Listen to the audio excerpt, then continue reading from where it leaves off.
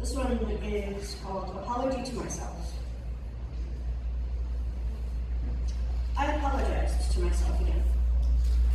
I deserved it after everything that I had put myself through.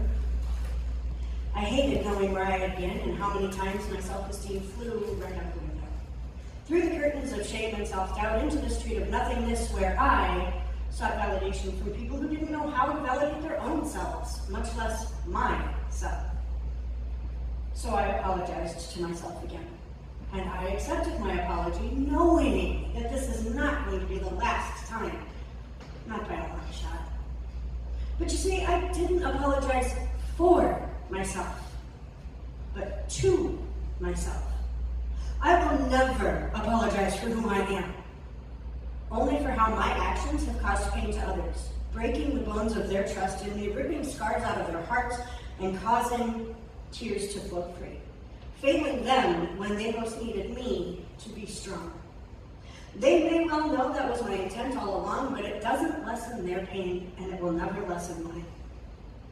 All the others I have hurt and wounded, and I've hurt myself too.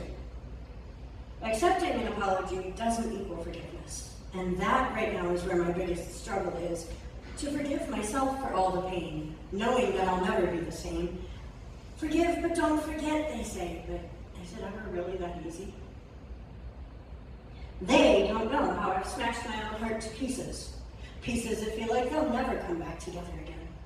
But I keep trying and trying, cutting my fingers and gluing my hands together in my effort to create some semblance of forever, until I stopped believing in it.